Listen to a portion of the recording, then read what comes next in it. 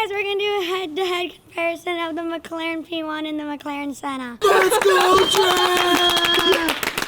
And maybe also the 720S at the end. Stay tuned because you might be surprised by the 720.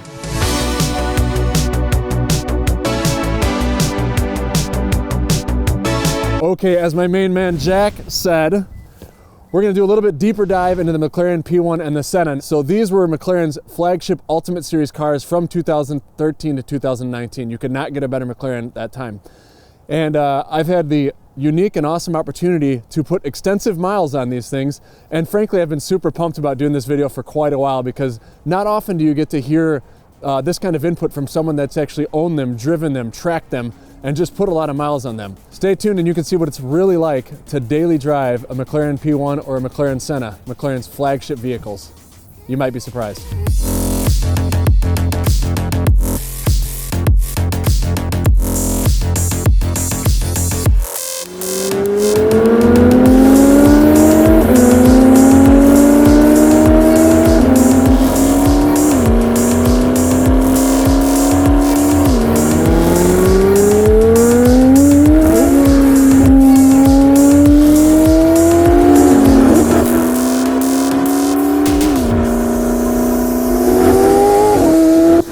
First, we're going to talk about street presence. This car has arguably the most crazy presence of the whole collection that I have. Tommy and I were just talking about it yesterday where the Bugatti gets jaw-dropping looks, but this just really captivates people and you get looks that I've really never seen before.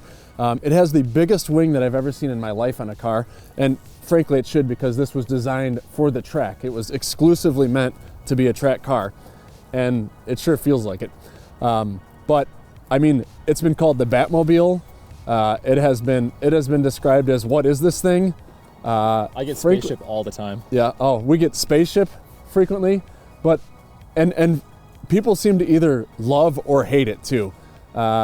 Obviously, I love this car. It's one of the cars that I drive more than probably most. There are a few other things that set the exterior of this apart from most other cars. First of all is this tiny little window here. I think the only other window like this that I have in my collection is the Countach, where it opens up just a little bit. Kind of weird, but it works. And then it has these huge glass panels in the door. The only car I've ever seen where you can just look through the door and see the driver's legs. Obviously, this car was built to be track oriented, so everything that they did on this was taken into consideration to keep it light. I think the windows as well helped with cornering, knowing where you are on the track, and it's a super unique driving experience on the road, tracking, anything, because it's unlike anything else you can drive. As I mentioned, it has this huge freaking wing, and we validate that with our license plate there. We've got lots of cute license plates. We did a fully custom exhaust from Unobtainium, so this is actually different than any other Senna out there. As far as I know, it's still a one-off exhaust system. We'll get a little bit more into the exhaust a little bit later, but overall, some people are gonna hate me for saying this, but as far as street presence goes, I give this thing a 9 out of 10. Another thing to add is that this car is spec'd in onyx black with Napier green accents. If you've watched our videos, you'll know that Deadmau5 owned this car before Steve, so he ordered it this way from McLaren. Moving on to the P1, so again, this is my opinion, but with the spoiler up or down, I think it's a very different car. With the spoiler down, it reminds me a lot of the 720 that you see, but once the spoiler is up and when it's driving on the road, it is a very, very different car than anything McLaren is putting out there right now. So we've got this in race mode, which puts the spoiler up the most and it lowers the suspension. And I think this is the ideal kind of way that this car should be represented. While McLaren designed the Senna to be more of a track-focused car, this car had a lot more design tones with it, but they also wanted to make a beast of a car. It was one of the first hypercars that actually successfully paired an electric motor with a gas motor, and it put out some serious horsepower. So obviously this thing isn't a massive track-looking vehicle. Some people even say the front of it looks like a 650S.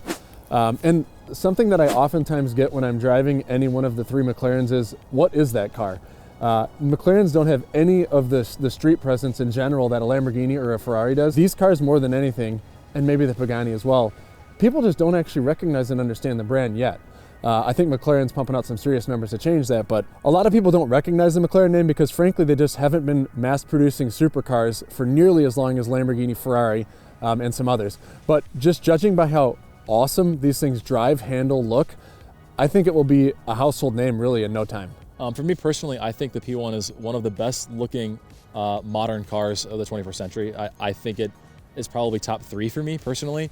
It's beautiful, it's raw, but it's also super aggressive and sexy at the same time. I know that McLaren designed the back end without lights in mind and then added the lights as an afterthought, which I think turned out really well as far as design goes. This car is a 2014. That's almost 8 years old. And personally, I don't think it's aged a day.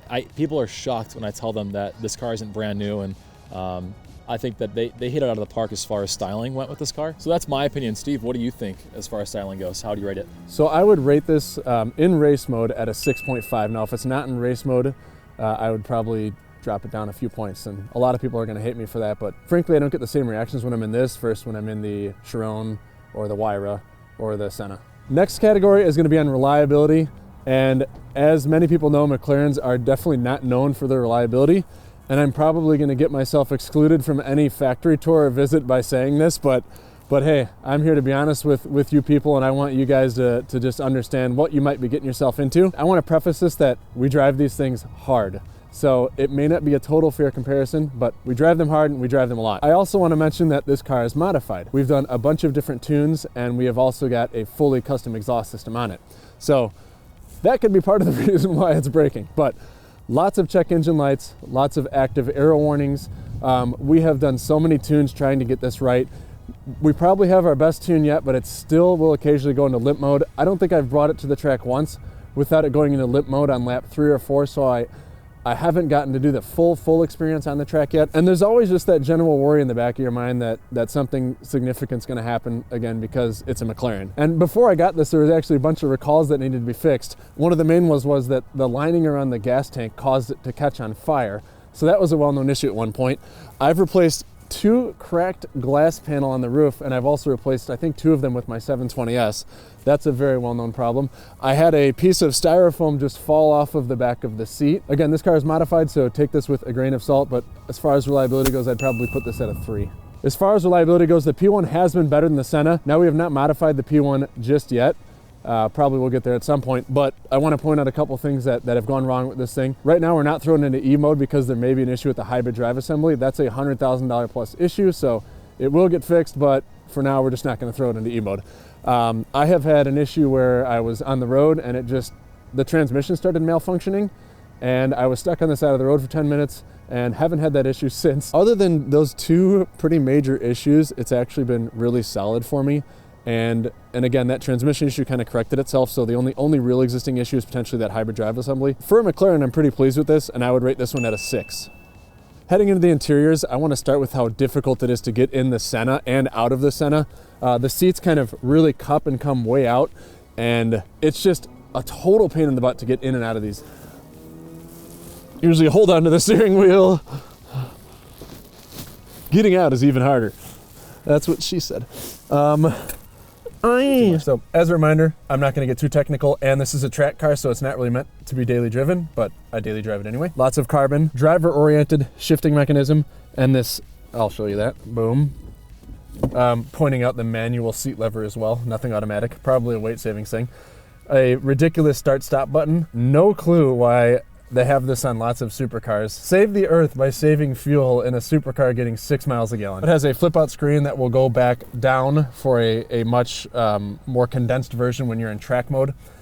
Something super neat that sets this apart and kind of wows passengers is door handles are controlled up here, starting controlled up here, race mode, door locks, and then my climate control. Storage is a really big problem for this. There's a little thing that pops out in the front to charge, but you can't fit anything up there.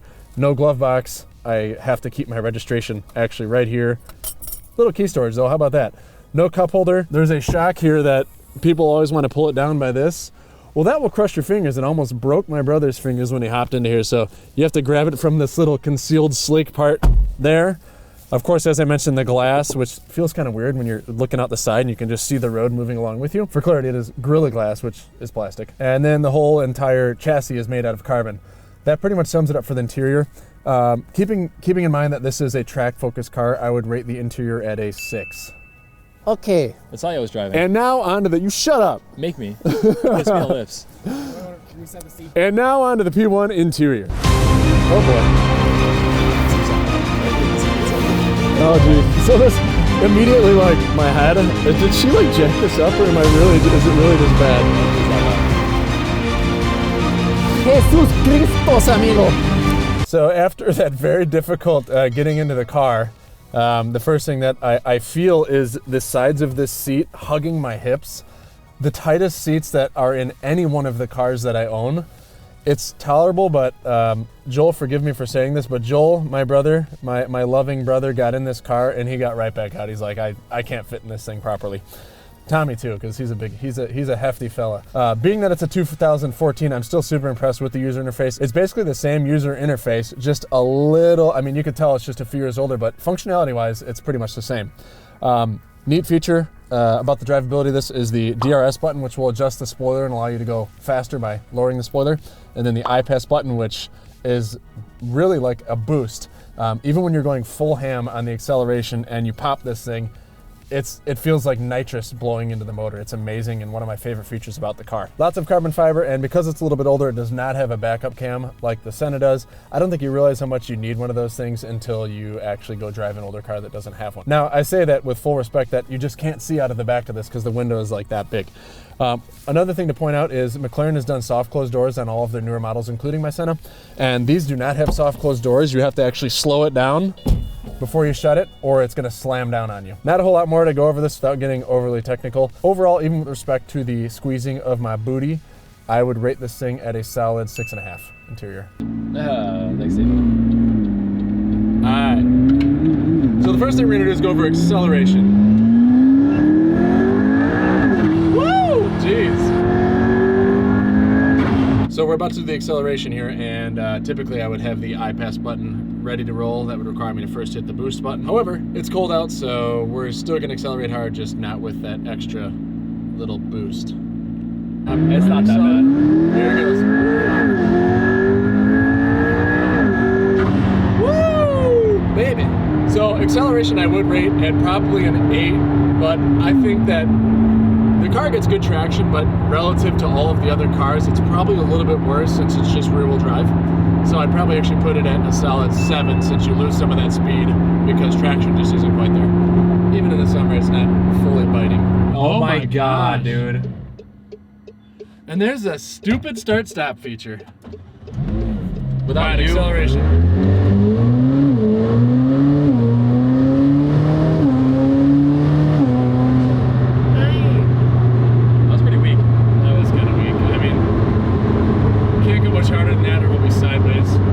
Drive, pavement, sticky tire. I must be a little more worried about this one than the P1. This one must get less traction. Maybe I not. wonder. It is lighter. I mean, So, just so everyone knows, it is 46 degrees. We are on R888s, driving a rear-wheel drive tuned Senna, which weighs nothing. So acceleration isn't really, now is not a great time to compare wearing it. sunglasses. Because I'm dailying this and I've driven it a lot in the summer and I've had this one a little over a year now, I know how it accelerates, and this thing is pretty flipping fast. So with the tune, so the P1 has the iPass, this has the tune. This one pretty much keeps right up with the P1, so I'm gonna also rate this one at a 7. Drivability / practicality. So to me, that is when I am rolling out of bed, getting dressed, and leaving for my day. Really, what is the likelihood that I'm gonna feel comfortable going and taking that vehicle, or any particular vehicle? And for this one, you know, there's a lot of things. I do think about the seat that's hugging my body, and it's very hard to get into this thing. I also think about the awesome exhaust notes, handling. I think the looks is kind of a slight downside because I have so many cars with such an awesome street presence. So for me, if we're just talking about how I would rate this about just going and taking it out on an average day, I'd probably call it a 6.5. The weird part about that is most, if not all, hypercar owners that have a P1 in their collection, it seems to be their favorite. I know Triple F has a P1, and they've told us in person that was their favorite car. This is like top 5 for me, but it's definitely not top 3. That's just my honest opinion, and again, some people might hate me for saying it, but it's certainly not one of my top 3 choices. When you drive this car, you have to be in the mood to drive this car because you know what you're getting yourself into. As far as practicality goes, again, kind of going back to the when I'm thinking about which car I'm going to take that day, I think Tommy discussed earlier that you really have to be in the mood to drive this car. It is. There are some of my cars, like the Bugatti, that I can take pretty much every single day. Like I'm like, that thing's comfy, it's fast. Where this one, I mean, there's no storage. There's no cup holders. You can't even go to a drive-through because the windows. Yeah. Like all of that for practicality comes into account. It's not reliable at all. That's true. Horrible gas mileage. You know what I mean? Like it's. Are we calling this one a 4? I think it might be a 4. I think we'd call this. I think a 4 is generous. But we're going to talk about the exhaust notes. So part of the exhaust, to me, and the Ferrari is a prime example where it sounds really good, but it's super quiet. So that takes a lot of it away from me, and that's actually why I put the custom exhaust system back on it.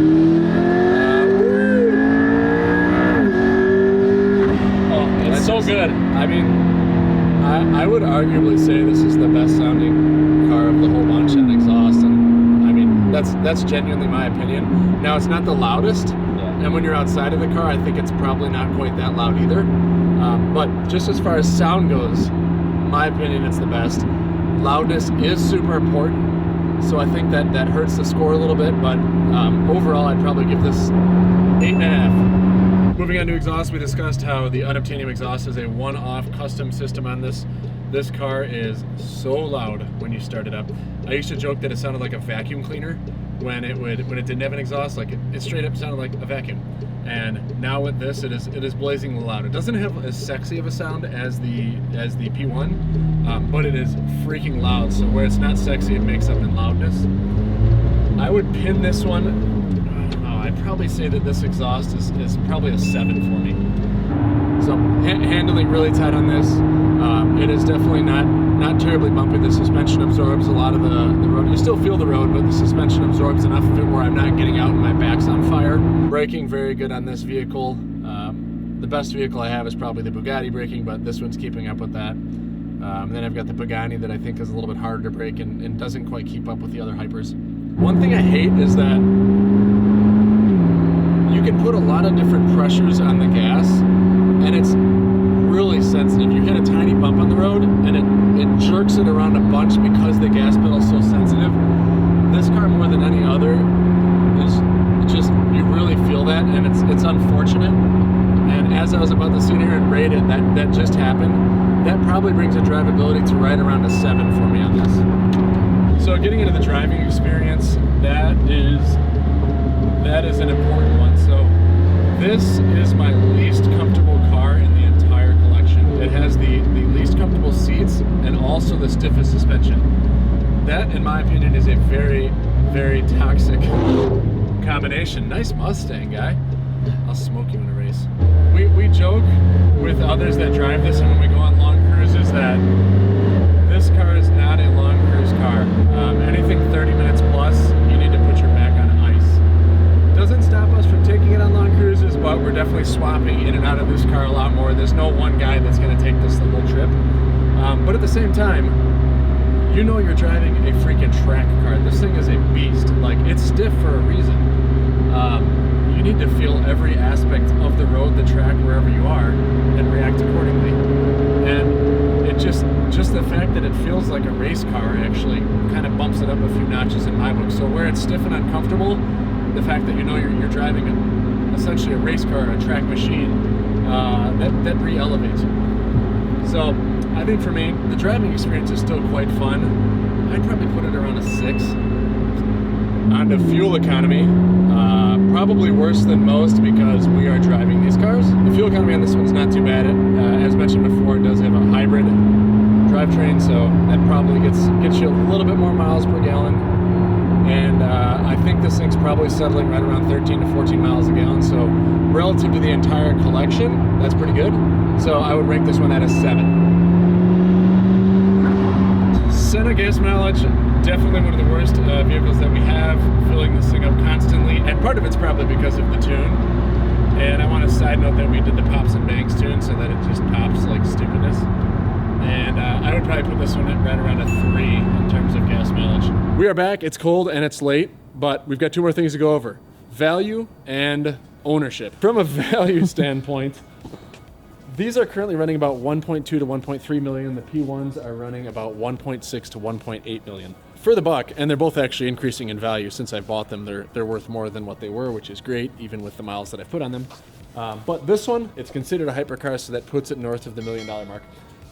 but just the curb appeal alone and just the fact that this thing still drives, accelerates awesome, that definitely, for me, I would absolutely go back and buy it again, and it puts the value right there for me. This is actually the cheapest hypercar that I have. The Pagani Huayra was in the $2 million, the Bugatti around $3 million, and I actually paid $985,000 for this. For what I've gotten, for what I've paid, it's hard for me to give something a 10 because I would say when it comes to this stuff, I want to be a perfectionist. So I would say there's a 9 as far as value goes here. And people do say that this is just a 720 with a body kit, but it's absolutely not. This thing is so different on the road in every aspect that it's just not the case. All right, moving on to the value for the P1. This vehicle, I paid $1.5 million for it. It's currently running 1.6 to 1.8 million. I think we kind of went over a lot on the road, in person. Great looking car, amazing drivability. And again, it's in that hyper realm, so it's definitely going to be north of $1 million. Would I pay more than $2 million for this? Probably not. But the 1.6 to 1.8 million dollars is, and given that that's what the market's dictating right now, I think that's right price. And if I had to pay 1.6, I would go and probably pay that. But you know, the Senna being on much lower end of the spectrum and it being a hypercar, I think that kind of forces this to be closer to around probably like a 6.5 for value. Tommy would vehemently agree because you like this car. Literally, I would give it a 10. I'm not kidding. If I had the money, I would pay any amount. Why do we got that Mini in the background next to these two hypercars? It's called 3 hypercars, my guy. Nothing wrong with that. Yeah, I got you. I got you. For me, when I think of ownership, I think of reliability, how much it costs to, even as little as like insure these, maintenance, how much they'll appreciate in value. I think the P1 is a much better investment. So there's fewer of them made, and I think they're more special. Now that the hypercar scene is going electric, that is kind of a front runner, and it paved the way for those cars, whereas the Senna is just another, I can say a hypercar like it's a bad thing, but in my opinion, I think that there's much more value. The ownership is a higher score for the P1 than the Senna. While I lower this, be sure to check out all of our merch that I store right here in my garage. Show them, Bailey. That is genuine merch fulfilled and shipped right from here at my house. Steve does it personally. I have helped. He did. I get asked constantly what my favorite car is, and for a long time, when I had my prior 720 and it was tuned with an awesome exhaust system, I would actually say it was my 720, and this was while I owned hyper. So I hate to say it, but the McLaren 720, the bang that you get for the buck, if you have a very sizable budget of around $300,000, in my opinion, there's no better car than the McLaren 720. It has an awesome user interface. It accelerates so fast. It's lightweight. It handles wonderfully. It's more comfortable, honestly, than both of those other cars. If I had a budget of $300,000, this is my car. Let's say I had a total of $2 million to spend, and I can get a hyper or a bunch of supercars. I'm gonna probably get some supercars, and this McLaren 720 is gonna be one of them. If what you're looking for is clout, then okay, hypercar all day long. If you're just looking for a true driving experience, then the 720 is the way to go, candidly.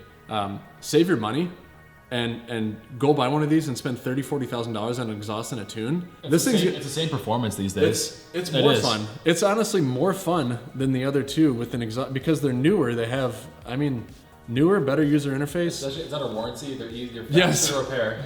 Very important that it's under warranty. Senna came in surprisingly low. Actually, I thought it'd be in this high 60s, low 70s. Yeah. 54. All right. 54. For the Senna, not including the 7 that you gave it for ownership. So it'd be 50, or it'd be 61. The P1 came at 61.5. So significantly, almost. They were about 6 or 7, so they were similar apart. I said 70, 75. You're saying 54, 61 and a half. So similar spread between the two. They just came in a lot lower than I would have expected. But yeah. I'm also, in my opinion, I'm a harsh critic towards the cars. Yeah. I'd be fascinated what I would put this thing at. I don't know. Maybe we'll dyno all 3 or 2 or one of the McLarens one day. We could compare head-to-head the 765 LT Spider we have coming versus a stock 720. Ooh. I think, if I like the 720, then the 765 is probably going to change my life. It should blow you away. It probably will. We could put big turbos on it. We could tune it. We could do an exhaust. If you were to put bigger turbos on your 765, it'll be faster than both the hypers. Let's see what it's like first. As soon as you put bigger turbos and That's what tune he it, said. no more warranty. Let's see what it's. Maybe in your case. No, I'm just kidding. To wrap everything up, a lot of people compare the P1 and the Senna, and frankly, they're very, very different cars. You know, people think that they're on the relatively the same plane, but that's just not the case. The Senna is this raw track-built machine, while the P1 is a little bit more elegant, refined. Really, it's night and day difference between the two, in my opinion. But would I go and sell either of them, or would I never bought them in the first place? Absolutely not. They both provide unique experiences for me, for the other people that I let drive them, and I don't plan on them going anytime, anywhere soon. I think out of 100, the total scores came down to 61 for the Senna and 69 for the P1, so it came in a little higher. I actually thought the P1 was going to be higher than that, but I love the P1. I'm biased. I'm a little more harsh on the P1 than most hypercar owners, but that's my score, and I'm sticking to it, y'all. I hope you guys enjoyed the video. It was a lot of fun to make this one. I've always wanted to know what it was like to compare the two, and I'm lucky enough to be able to. Please comment, like, and subscribe. If you want to see more comparisons, let us know. Comment and tell us which cars you want to see head-to-head, and we'll do it for you. I think that's it. Ciao, guys. Peace out. Big princess wave. I think that's perfect.